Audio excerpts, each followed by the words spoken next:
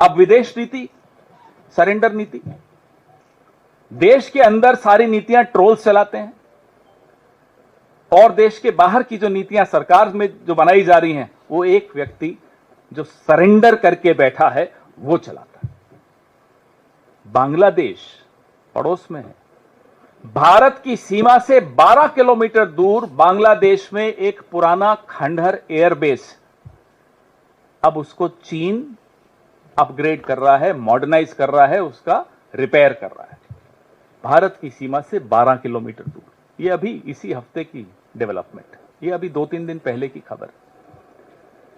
ये विदेश नीति आपकी है कि संकट की घड़ी में एक भी देश, मैं दोहराता हूं, एक भी देश आपकी सुर में सुर मिलाकर पाकिस्तान को आतंकी देश नहीं करार कर पाया। आप नहीं कर पाए।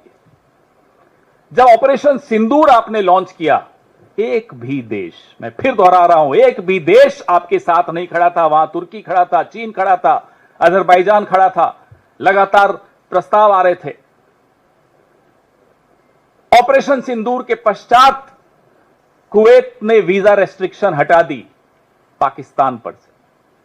कुवैत में 21% आबादी भारतीयों की है। कुवैत का जो लेबर फोर्स है, श्रमिक जो हैं, 30% श्रमिक कुवैत के भारत के हैं। अब ऑपरेशन सिंदूर के बाद डोनाल्ड ट्रंप ने जब भारत और पाकिस्तान को हाइफनेट कर दिया, उसके बाद कुवैत और पाकिस्तान एमओयू साइन कर रहा है लेबर पे, श्रमिकों पे। ये हमारे यहां के श्रमिकों की हालत होने वाली है। यह है सरेंडर नीति। इसीलिए कहते हैं नाम नरेंद्र, काम सरेंडर। हमें बोलने में अच्छा नहीं लगता है, देश के प्रधानमंत्री हैं, लेकिन अगर देश का प्रधानमंत्री कायर निकले, बहादुर सेना, बहादुर देश, पूरा विपक्ष आपके पीछे खड़ा था, आप घुटनों पर आ गए, अमेरिका के दबाव से आ गए। सेना हतप्रभ, देश हतप्रभ, विश्व हतप्रभ, विपक्ष हतप्रभ, मीडिया हैरान, लेकिन साहब सरेंडर। इसीलिए कहते हैं नाम नरेंद्र, काम सरेंडर। बांग्लादेश का मैंने आपको उदाहरण दिया, चीन का उदाहरण दिया। आप नेपाल में आप लोग पास में ही है, जाते भी होंगे, गए भी होंगे पिछले 2-3 साल में। टैक्सी वालों से बात करके देखिए, सरकार के किसी अफसर से बात करके देखिए, किसी भी पार्टी के नेता से बात करके देखिए। आप ही में से कई लोग मुझे भी आकर बताते हैं, मैं तो बहुत सालों से नहीं गया। जो एंटी इंडिया सेंटिमेंट है नेपाल में, 10 साल पहले नहीं था। नेपाल में जब इतना भारी भूकंप आया, और हमारे मोदी जी कहते हैं कि वो भूकंप की जानकारी उन्होंने नेपाल को दी थी आने के बाद, मतलब उसके बाद भारत ने वहां बहुत सहायता की। लेकिन नेपाल आज चीन से इतना समीप आ चुका है। अब ये बताइए, सरेंडर नीति आपकी नहीं है तो क्या है? जो कॉरिडोर की बात हो रही है, लगातार जो पाकिस्तान के साथ, कई और देशों के साथ चीन मिलकर कॉरिडोर जो बना रहा है, आप क्या कर पाए उसका? आप आईएमएफ का लोन रुकवा पाए तो बताइए। अभी मैं आपको एक और बताता हूं, वो क्रिएटिव चलाइए।